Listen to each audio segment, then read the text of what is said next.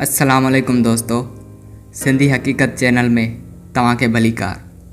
दोस्तों, तव्हां गिदड़ सिंगी जे बारे में तो ज़रूरु ॿुधो हूंदो। हिन जे बारे में कुछ माण्हू इहो अक़ीदो रखंदा आहिनि त गिदड़ सिंगी रखण सां इंसान जी क़िस्मत बदिलजी सघे थी। इन सां तमामु मुसीबतूं ख़तमु थी वेंदियूं आहिनि। जंहिं वटि हीअ गिदड़ सिंगी मौजूदु हूंदी, उनजी दौलत जा दरवाज़ा खुली वेंदा आहिनि ऐं हिन खे हासिलु करणु तमामु मुश्किल आहे। मगर असल इन गिदड़ सिंगी जी हक़ीक़त छा आहे ऐं हिन खे कीअं हासिलु कयो वञे थो, त इहो सभु असीं तव्हांखे हिन वीडियो में ॿुधाईंदासीं। वीडियो शुरू करण खां पहिरीं असांजे चैनल खे ज़रूरु सब्सक्राइब करियो ऐं घंटी जे निशान खे बि दॿायो त जीअं असांजी हर हिकु नई वीडियो तव्हां ताईं पहुची सघे।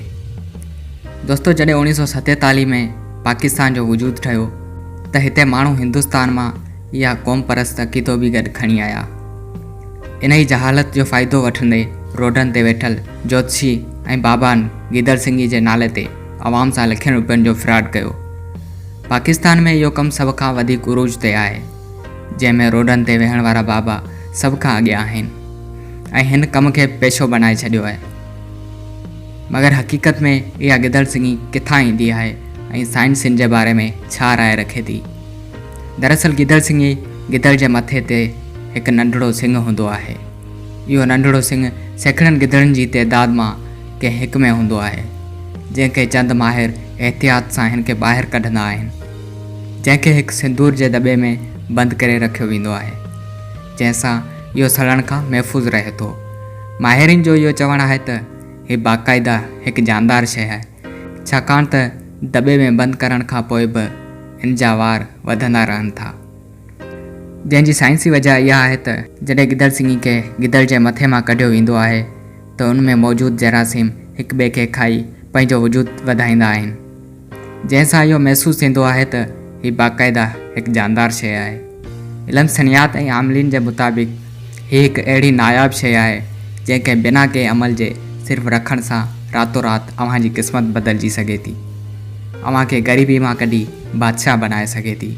मगर दर हक़ीक़त इहा गिदड़ सिंगी विकिणण वारा तव्हांखे अक्सर बेहाल ऐं रोडनि ते कपिड़ो विछाए वेठल मिलंदा।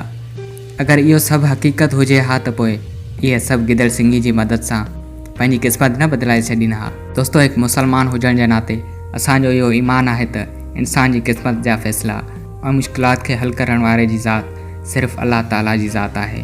इन ज़ात तां ईमान छॾे गिदड़ सिंगी जहिड़नि शयुनि यकीन रखण त इन सां असांजी क़िस्मत बदिलजी वेंदी, त इहो शिरक खां घटि न आहे। दुनिया में सभ खां वधीक अमीर शख़्सनि मां कंहिं हिकु वटि बि गिदड़ सिंगी मौजूदु न आहे। अल्लाह ताला असांजे ईमान जी हिफ़ाज़त करे ऐं असांखे अहिड़नि शिरकनि जाहिलनि अक़ीदनि खां तौफ़ीक़ अता फ़रमाए। दोस्तों, इहा हुई गिदड़ सिंगी जे बारे में हक़ीक़त ऐं चंद मालूमात। मूंखे उमेदु आहे त तव्हांखे वीडियो ज़रूरु पसंदि आई हूंदी, त पोइ वीडियो खे लाइक करियो, शेयर करियो ऐं पंहिंजी राय कमेंट्स में ॾियो। वरी मिलंदासीं कंहिं नई वीडियो सां। तेसि ताईं पंहिंजो ख़्यालु रखंदा। अल्लाह हाफ़िज़।